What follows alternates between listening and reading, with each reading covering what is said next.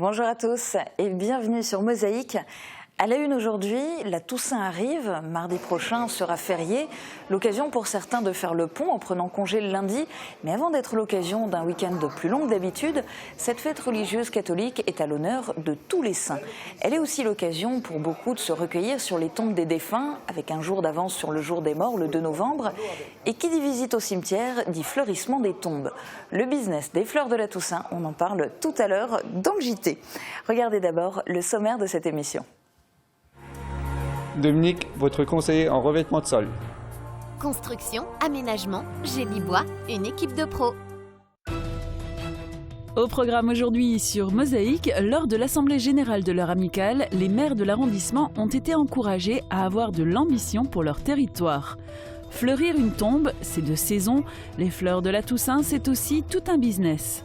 À l'Assemblée nationale, Céleste Lett a tiré la sonnette d'alarme face au manque de remplaçants dans l'éducation nationale. Dernier épisode de notre série hebdomadaire, il est temps de goûter le faïencier.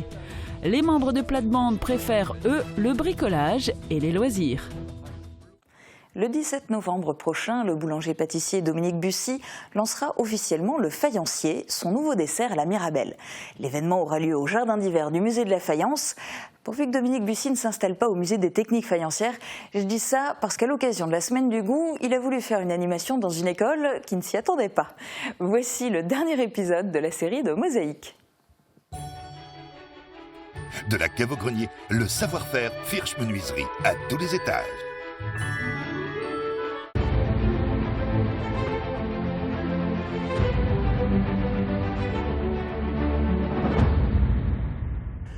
Au mauvais endroit, vous allez en maternelle, je suppose. Oui. Vous soyez côté gauche. Le boulanger, bonjour. Et son commis.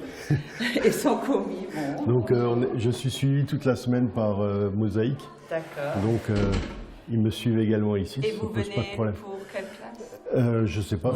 C'est pour ici? Non. Non. Est-ce que vous attendez le boulanger?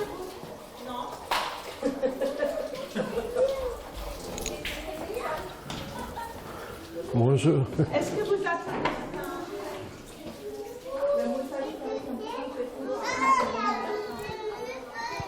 C'est trompé d'école. C'est trompé d'école. Bonjour, j'avais complètement oublié qu'il y avait encore une autre maternelle à côté de la BCM. Bonjour les enfants. Ah, que des bonnes choses pour vous. Et alors aujourd'hui, on va manger de la brioche avec une surprise aussi dessus.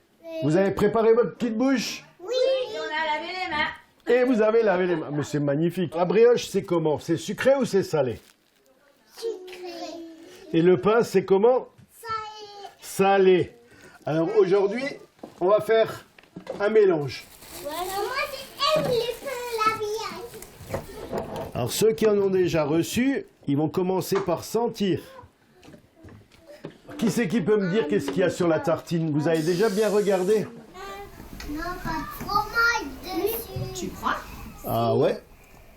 C'est bien, il y a du fromage. Tu aimes les légumes? T'aimes pas les légumes non plus? Oh là là, t'as vraiment pas de chance, hein? Parce que c'est tout ça qu'il y a dessus. Des légumes, du fromage et de la brioche. Alors les légumes, c'est comment? C'est sucré ou c'est salé? C'est salé. C'est salé. Et la brioche, c'est? Sucré. Et alors qu'est-ce que vous sentez le plus? Le sucré ou le salé? Le sucré. Le sucré, hein. Quand on mange quelque chose de sucré, qu'on aime bien le sucré, dans la bouche, on sent que le sucré. On oublie tout le salé.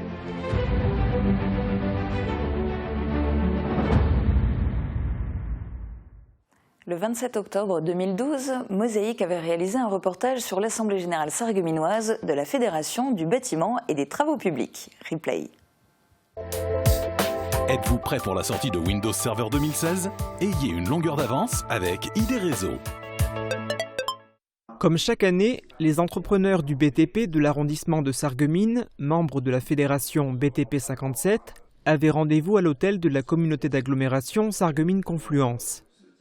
Ils avaient ainsi la possibilité de participer à leur assemblée générale. L'occasion de faire un bilan de l'activité économique du BTP et de se projeter dans l'avenir.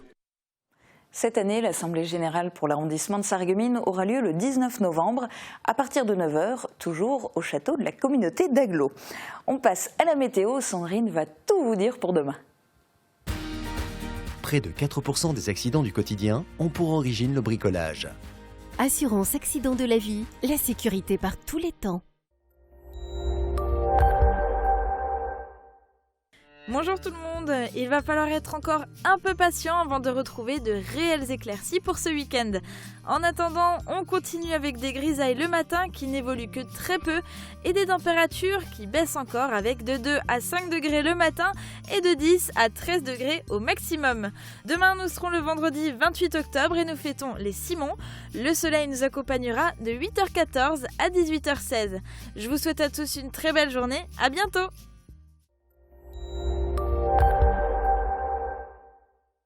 Je parraine un ami et tout le monde y gagne. Mon filleul, ma banque et moi. Au Crédit Mutuel, un client satisfait rayonne.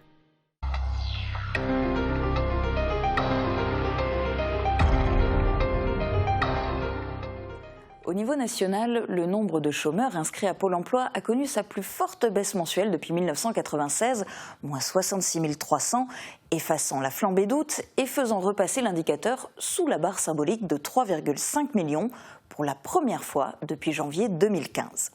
Mais en Moselle, le nombre de demandeurs d'emploi inscrits en catégorie A, B et C augmente d'1,9% sur 3 mois, progresse de 0,1% sur un mois et est stable sur un an.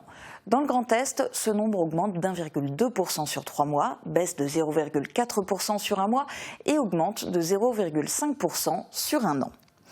Je vous le disais en début d'émission, la Toussaint est l'occasion pour certains d'apporter des fleurs sur la tombe de leurs défunts. Mais tant de fleurs en une journée, ce n'est pas sans conséquence pour les fleuristes et horticulteurs par exemple. Marie Laurence est allée à leur rencontre au marché de Sarreguemines. Le commentaire et le montage sont de Thomas Drouin. À chaque période, sa tendance. Et pour les fleuristes et les horticulteurs, la fin du mois d'octobre est synonyme de couronne mortuaire et de chrysanthème.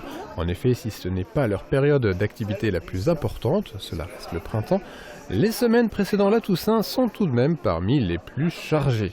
On commence 15 jours avant la Toussaint pour faire les forestiers et ça va jusqu'au dernier jour, jusqu'au le jour avant la Toussaint. Les chrysanthèmes sont toujours, année après année, très demandés. Du côté des couronnes et des compositions, la demande va à la fois vers du naturel et du forestier, avec même parfois des compositions très locales, comme celle avec du sapin, une spécificité venue d'Allemagne. Des types de compositions qui ne se font d'ailleurs que pour la période de la Toussaint, ce qui est source de davantage de travail pour pouvoir contenter tous les acheteurs potentiels. Les gens viennent toujours au dernier moment et c'est un petit problème, donc ce qui fait qu'on a beaucoup plus de travail toujours la dernière semaine. Naturellement, les professionnels du monde des fleurs ne veulent pas se plaindre de cet afflux d'activité. La Toussaint reste une bonne période permettant de toucher de nouveaux clients. Sur l'ensemble de la clientèle, 3/4 sont des habitués, le quart restant des gens de passage. Certains notent toutefois que la concurrence se fait de plus en plus féroce et pas seulement entre fleuristes et horticulteurs. C'est que tout le monde en vend, hein. Donc on trouve tout ce qui concerne la Toussaint, on le trouve dans tous les magasins, quoi.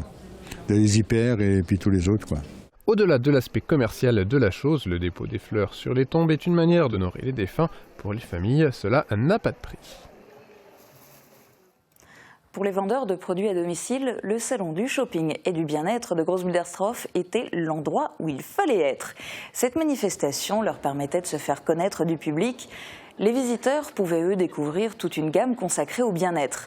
Entre autres produits et services destinés à réduire le niveau de stress pour parvenir à un certain apaisement, on peut citer les massages des mains ou du cuir chevelu.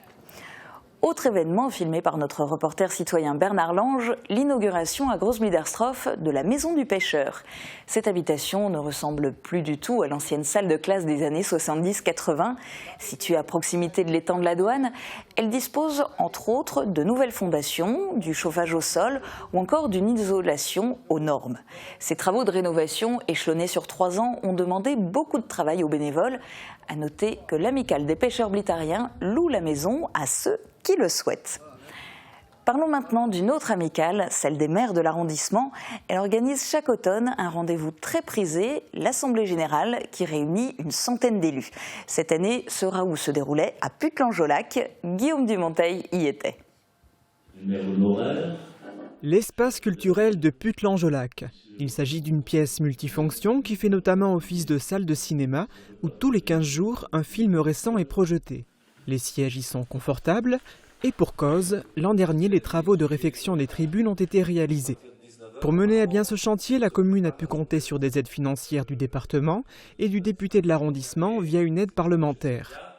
On retrouvait un vice-président du conseil départemental de la Moselle et le député de la circonscription à l'Assemblée générale de l'amicale des maires de l'arrondissement. Ils étaient également entourés du sous-préfet, de 2 sénateurs, d'une députée européenne et d'une vice-présidente de la région Grand Est. Chacun a pris la parole pour présenter les engagements passés et à venir de la collectivité qu'il représente. Cela paraissait un peu comme un concours pour savoir qui est-ce qui a la plus grosse aide financière à proposer aux communes. Par exemple, l'Europe peut délivrer des enveloppes budgétaires grâce à ses fonds structurels, l'État via des fonds de soutien à l'investissement public local, ou encore le département qui, avec le dispositif Amiter, dispose de 25 millions d'euros d'aide financière. De l'argent, il y en a. Peut-être moins, compte tenu des restrictions budgétaires, mais les mairies doivent être dynamiques, proposer des projets et essayer de récolter des subventions pour obtenir de l'aide afin de pouvoir les réaliser. Le discours de l'ancien président du Conseil général de la Moselle ressemblait parfois à un manifeste pour promouvoir des politiques dynamiques. Ne pleurons pas sans arrêt sur les baisses de dotation, ça ne durera pas toujours. Ne pleurons pas toujours sur le fait que les grandes villes vont nous bouffer, vont bouffer les petites communes. Il faut se battre pour inventer des projets. Le représentant local de l'État a d'ailleurs évoqué un projet susceptible, s'il se réalise, de faire saliver les habitants et des touristes. Je n'en dirai pas plus, j'espère en tout cas vous allécher. Ça serait de faire ici, en Moselle-Est, de Sarreguemines à Bitche, en passant par le Moulin des Chuillères, Orbach-les-Bitches et d'autres cités de notre contrée, faire le premier festival européen, parce qu'on a nos amis allemands et parce qu'il y a des fonds européens, le premier festival européen du miel et de l'abeille. Bon appétit! Une transition bien sentie, compte tenu du buffet qui succédait à ces 4 heures de présentation et de débat avec le public. Ce temps d'échange moins formel pouvait permettre aux maires présents dans l'assistance de continuer à discuter avec leurs partenaires passés, actuels et futurs. C'est pas notre Europe.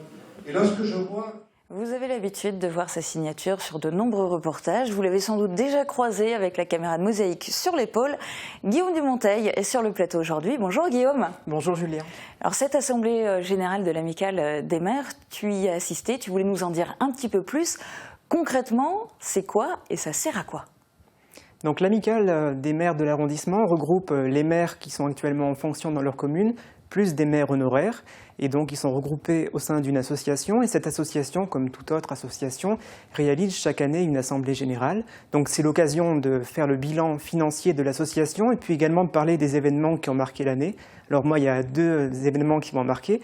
Le premier c'était un voyage à Saint-Pétersbourg, donc les maires y sont allés, ils sont revenus enchantés. Je ne connais pas cette ville mais je peux comprendre leur enchantement parce qu'elle a la réputation d'être particulièrement belle. Et autrement, ils sont aussi allés plus récemment à Verdun.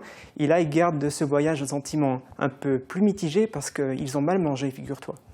On sent toute l'ironie dans tes propos, mais en même temps, c'est pas franchement une info de la plus haute importance. Non, c'est vrai, effectivement. Plus sérieusement, je suppose que tu es venu pour nous dire autre chose par rapport à cette assemblée générale. Oui, parce qu'il y avait effectivement des informations intéressantes qui ont été données. Il y avait des personnalités politiques de tout premier plan. Je vais t'en citer quelques-uns. Donc certes, Nadine Morano n'était pas là, mais il y avait par exemple la députée européenne Nathalie Griesbeck. Il y avait un vice-président du conseil départemental de la Moselle, David Suc, une vice-présidente de la nouvelle région Grand Est, qu'on connaît bien ici à Sarreguemines, Nicole Muller-Becker, ainsi que 2 sénateurs, Philippe Leroy, l'ancien président du Conseil général de la Moselle, et puis François Grosdidier. Et alors François Grosdidier, justement, tu as sélectionné un extrait de son discours que tu voulais nous montrer, tu vas nous le commenter juste après. D'accord. Nous, on ne demande pas qu'on ne travaille plus à l'accessibilité, mais parfois qu'on soit un peu plus intelligent, qu'on décide un peu plus de proportionnalité, qu'on mesure le bilan coût-avantage selon la jurisprudence administrative quand on fait des investissements, parce que des investissements parfois de dizaines de milliers d'euros qui ne servent à rien parce qu'ils ne sont jamais empruntés au nom d'accessibilité, c'est pas forcément plus intelligent. Donc, ça ne concerne pas que les communes. À la fois internationale de Metz, le colonel de l'armée de l'air m'a expliqué qu'il avait dû faire l'accessibilité PMR sur un simulateur de vol de Rafale. Ils sont tous handicapés, nos pilotes de chasse.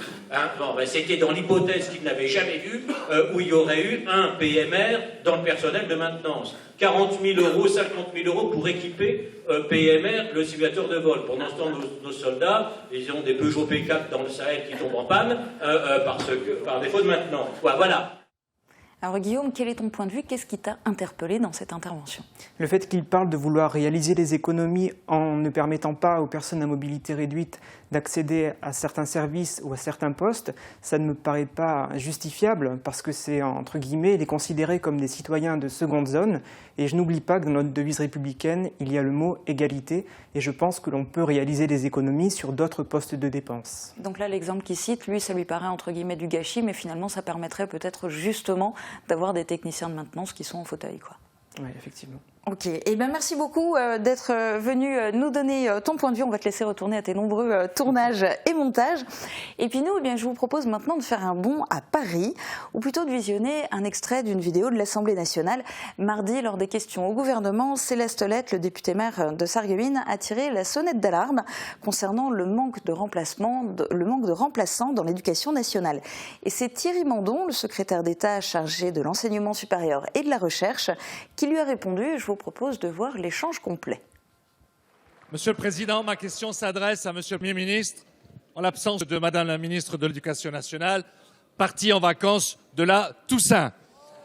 Peut-être est-ce là ma chance d'avoir enfin une bonne réponse. J'y associe mon collègue Frédéric Reiss et les nombreux parents en attente de remplaçants pour leurs enfants et qui restent sur leur faim suite à la réponse en trompe-l'œil de la semaine dernière. Dans ma circonscription, en ce moment même, des parents désemparés prennent le relais de l'institution sur leur propre denier en engageant des professeurs à domicile. Au sein des établissements, le climat n'est pas meilleur, au point même de devoir recourir à des sites internet marchands pour recruter en catastrophe des hommes et des femmes mal préparés à enseigner. Quel paradoxe! Où sont donc passés les 60 000 postes promis en 2012 et les 5 000 autres dédiés au remplacement? Certainement pas sur le terrain. La situation réelle m'obligerait-elle à servir de renfort ponctuel pour l'allemand ou le latin que j'ai eu l'occasion d'enseigner naguère et que vous piétinez avec votre funeste réforme des collèges? Vous fustigez sans cesse l'action de la précédente majorité, mais votre bilan n'est pas bon. Pourquoi mardi dernier, dans un ultime plan de lutte, nous a-t-on fait part de mesurettes censées enrayer ce phénomène? Vous souhaitez faire appel dans le secondaire en cas d'absence de moins de 15 jours à la bonne volonté des enseignants pour faire cours à la place de leurs collègues absents, moyennant des heures supplémentaires. Mais cette possibilité, je vous le rappelle, existe depuis 2005, mais elle a été vite abandonnée. Monsieur le Premier ministre, on ne fait pas du neuf avec du vieux. Les associations de parents d'élèves excédés réclament immo pectore, du fond du cœur, une véritable réforme du dispositif de remplacement des professeurs absents. Quand proposerez-vous une solution Merci. La parole est à Monsieur efficace. Thierry Mandon, secrétaire d'État chargé de l'enseignement supérieur et de la recherche. Monsieur le Président, Monsieur le député Céleste Lett, Madame la ministre de l'Éducation nationale qui est en déplacement en Polynésie et en Nouvelle-Calédonie, et vous qui êtes très avide de réseaux sociaux, vous verrez le nombre de visites de lycées, de collèges, d'écoles primaires qu'elle y fait, aurait aimé répondre à votre question. Et puisque vous êtes professeur de latin, ou vous l'avez été, vous savez que errare humanum est, perseverare diabolicum. Je voudrais d'abord vous rappeler le bilan qui fut celui de votre majorité en matière de suppression de postes de remplaçants. Monsieur Marty. Le chiffre Marty, très précis était de 1376 suppressions de postes de remplaçants entre 2007 et 2012. Nous en avons recréé 3522, soit environ plus 1800. Compensez vos suppressions, auxquelles s'ajouteront encore 1500 d'ici la fin 2017. Dans votre département, par exemple, cela va vous intéresser, 19 postes ont été créés depuis la rentrée 2016 Et depuis 2013, ce sont 64 postes supplémentaires de remplaçants qui ont été créés. Et donc, les familles qui s'inquiètent sauront à qui elles doivent les efforts qui ont été faits.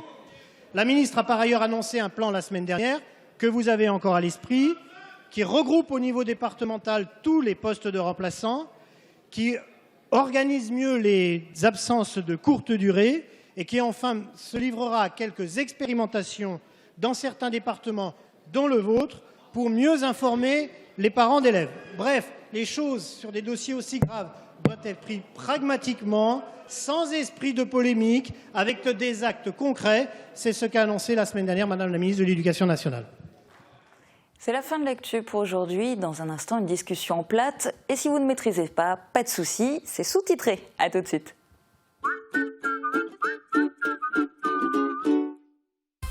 Le saviez-vous? Microdata, c'est du conseil et de la vente aux particuliers et professionnels. Informatique, réseau, télécommunications. Le plus Microdata, c'est l'assemblage à la carte. Votre PC comme vous en rêvez. Mais aussi plus de 15 années d'expérience. Un savoir-faire et un service dépannage toute marque. Microdata, boulevard des Faïenceries à 100 mètres des Cinéma Forum à Sarreguemines.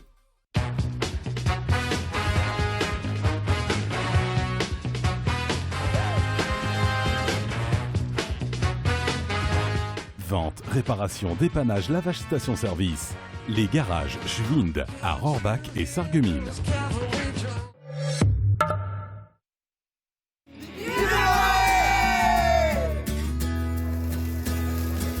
Pour vos repas de mariage et vos repas d'entreprise, profitez d'un cadre au bord de l'eau, d'une salle allant jusqu'à 300 personnes et de produits de qualité cuisinés sur place. Le Victoria vous propose aussi ses plats du jour, ses menus à la carte et ses soirées à thème. Ouvert du mardi au dimanche. Pour un déguisement d'enfer, Festivité à Sarreguemines. Pour Halloween, Festivité vous propose un grand choix de costumes, de décorations et d'accessoires indispensables. Festivité déguise aussi vos yeux avec des lentilles fantaisie. Festivité, zone commerciale de Sarreguemines, derrière Jouet Club. Festivité vous souhaite un terrible Halloween.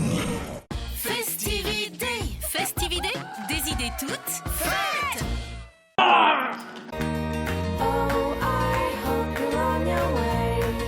Envie de se faire plaisir? Découvrez Destock Outlet, les plus grandes marques au meilleur prix. Quoi? Écoute mon chéri, tu as vraiment un problème d'audition. Ok, je vais demander l'addition. Quand on comprend de moins en moins bien, on finit par se couper du monde. Réagissez et testez votre audition gratuitement à la passion de l'audition.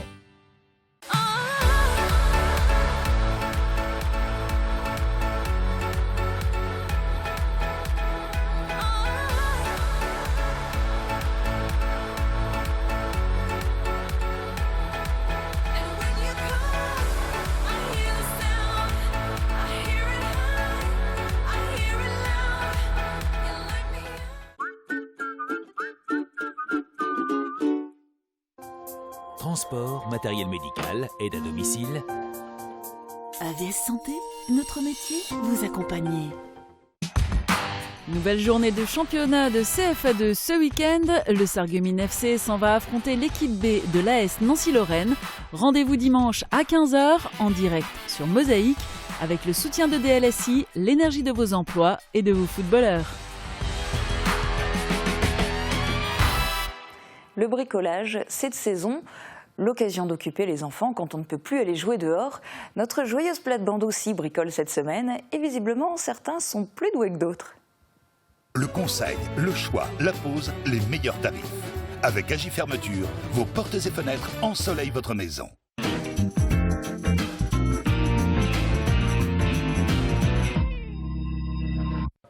Bonjour liebe Zuschauer in unserer Sendung Plattband.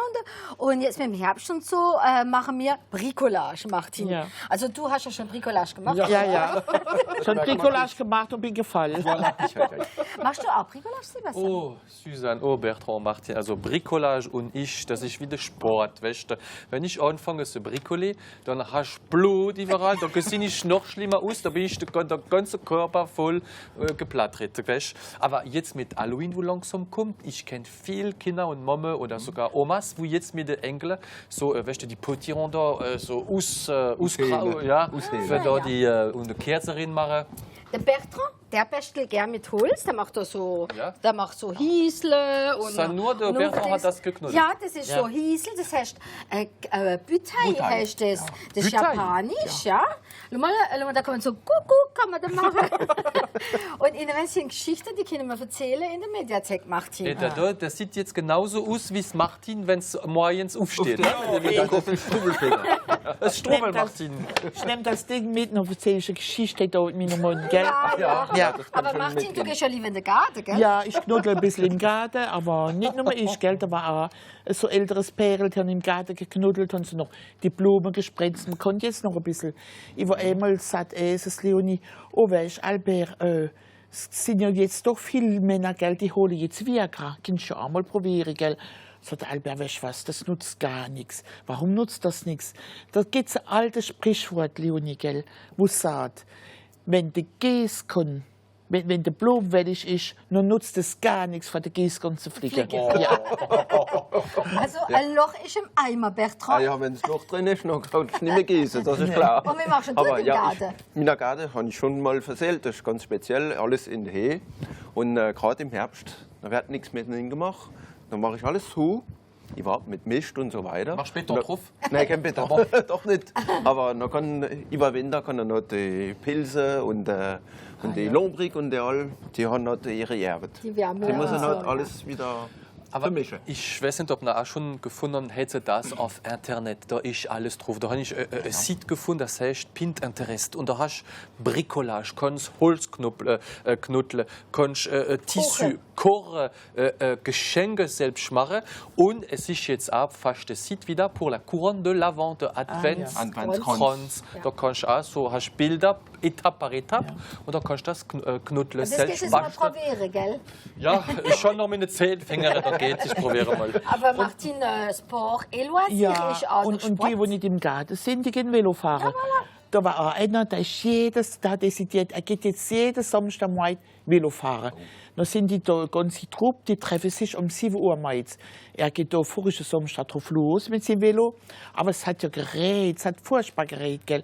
Dann kommt auch der Treffpunkt und dann redet die so miteinander, oh, es redet ja heute doch so viel, gell. Wir fahren heute nicht Velo. Gut, er fährt wieder schnell heim zu seiner Frau, die war noch im Bett, schluft sich wieder so langsam so, gell, und trägt sie ein bisschen und sagt sie, oh Schatz, da raus, da reit's, wieso, gell. Und dann sagt sie, oh je, oh meine Alte, Idiot, ich will fahren gegangen. Und dasselbe, davor hat er geträumt, gell. Ich habe geträumt, schon nicht gut geschlafen, die ganze Nacht habe ich Velo gefahren. Ich habe pedaliert, ich bin kaputt. Und dann sagt sie, nee, ich habe die ganze Nacht gut geschlafen. Ich habe geträumt, ich mache krack die ganze Nacht. Hoffentlich mit mir, Schatz. Nee, du warst sofort mit dem Velo. Also Hans-Gerd, Garten machen, Velo fahren ist gesund, Lachen ist gesund. Aber bricolieren, da haben wir ja noch so ein Problem mit den Travaux publics, gell, in unserer nächsten Sendung. Ja. Und die bricolieren auch selbst so, gell? Ja. Bis die nächste Woche dann. Ja. Bis die nächste Woche. Une dernière info avant de vous quitter, et elle est toute fraîche, le tirage au sort vient d'avoir lieu. Le Sarreguemines Football Club jouera le prochain tour de la Coupe de France en Alsace contre le FC Soleil Bischheim qui évolue en DH. Voilà, c'est la fin de cette émission. Je vous donne rendez-vous demain dès midi sur Mosaïque pour Grenzenlos, notre magazine tourné vers nos voisins sarrois. Et je serai aux côtés de Flora pour revenir sur l'actu de la semaine dans Bref de comptoir. Très bonne journée à tous, à demain.